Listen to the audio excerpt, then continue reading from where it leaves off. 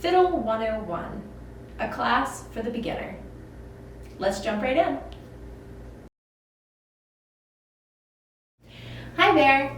Now we're going to be learning about finger placement, where our fingers go on the fingerboard. The first thing we need to know, though, as I reference our fingers, is what to call each finger. They're going to be known by numbers. The index finger being our first finger, middle finger being our second finger, ring finger being third, and pinky being fourth. So fingers are known by numbers, and then we also want to know what these notes are by letters as we're playing. So in order to do that, we need to know what our strings are. I'm in standard classical violin tuning, which right to left is going to be E, A, D, and G. And each of those strings, the open, let's say the A, is the first note.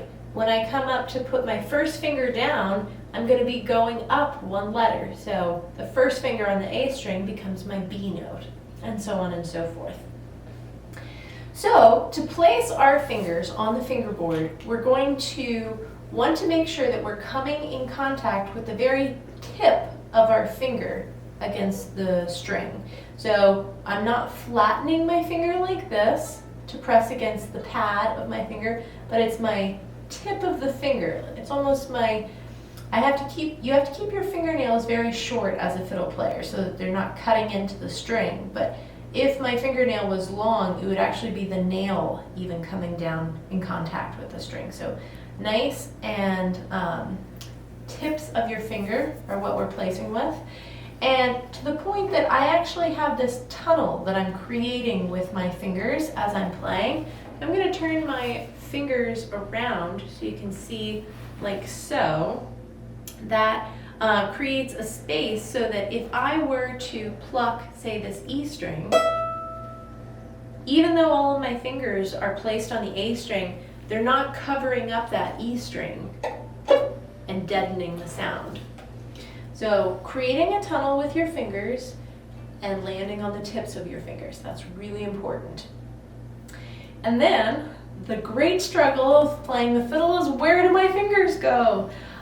Usually a fingerboard would just be completely black. So you have really only your ear to rely on as you're placing your fingers. For today, I put colored tapes on the fingerboard so that you can see where my placement is. I'm going to be using a lot of the A string as my reference on this. So focusing on A, that's our first letter of the alphabet. If I were to then move up half a step and put my first finger down, I've put tapes on here so you have a visual guide for now. The first finger a half step up is an A sharp, or it's also known as a B flat. That same finger could also go here, and that's a B note. So A, B, or A sharp, B. Then my next two sets, or two tapes, this set is going to be used by the second finger. So if I place the second finger here, I would call that a low second finger note, and that's a C natural. If I place it here, that's a high second finger, and that's a C sharp. Each one of these sets, low, high, low, high, low, high, when calling. So in some contexts, you'll have a note told to you as play the low second finger. So that could be a C sharp, or sorry, a C natural. So we have A sharp, B, C natural, C sharp. Next up we have D, that's our third finger, and then a high third finger is a D sharp, and then we have a fourth finger, which is an E. That's the hardest one to reach. It's very high, and you almost have to have your finger straight, just bending at that last knuckle in order to reach it and still have a curve in your finger. Now, why is there not a high fourth finger? Well, first of all, because it's so high already. but also because when you reach that note, that's an E note, as is that, our open E string. So this note is the same as that note.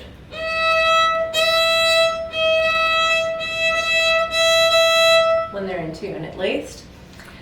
So at that point, once we've played this, we're not going to keep going higher because we can just switch and play the next string over.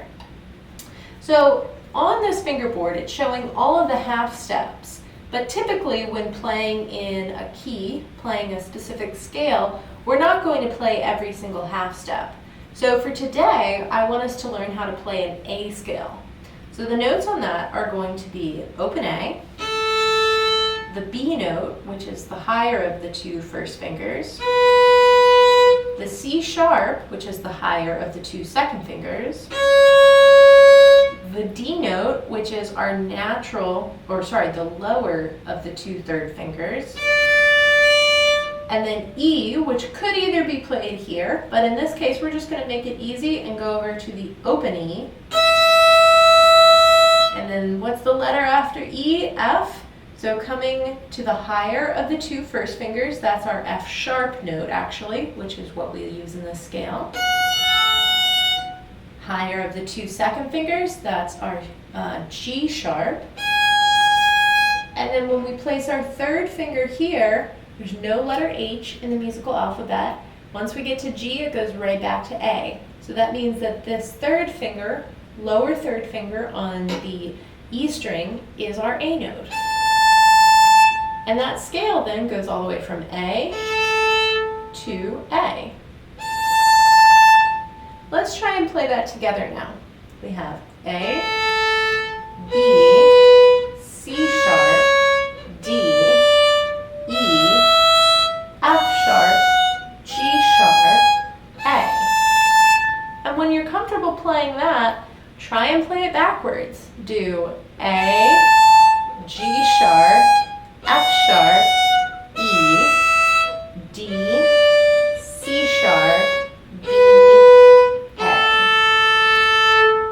Now right now, there's a lot of relying on the eye that we're doing, just to see where are those notes, where is my finger going. But what we want to start doing is training our ear to play, rather than our eyes to play the music. So you can practice by just closing your eyes and trying to hear those spaces between the notes.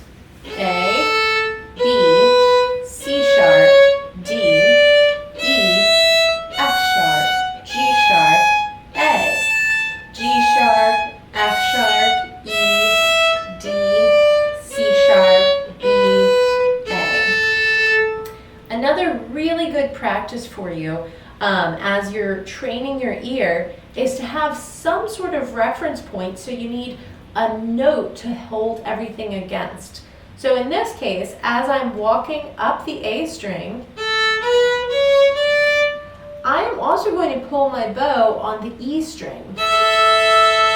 So there's one unchanging note, that E, that everything is compared against.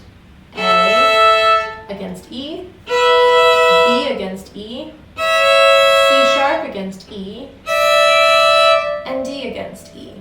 Now some of those are more tense sounds than others, but each is a true mathematical, musical relationship between these notes. And then as we switch to continuing the scale on the E string, we use the A as our reference point. E, F sharp, G sharp, and A. So you can practice this scale with drones, meaning your bow is on two strings, and just as single notes as well, so that your fingers are building the muscle memory to play this instrument in tune. All right, see you next time. Hi there, Dakota Karper here again. I just want to thank you so much for taking the time to join me for this Fiddle 101 class. Find out more online at dakotakarper.com, or go to my folk music school, which is The Cat and the Fiddle, and the website thecatandthefiddlewv.com. You can also find more lessons like this on patreon.com/dakotakarper, or on my YouTube channel. See you next time.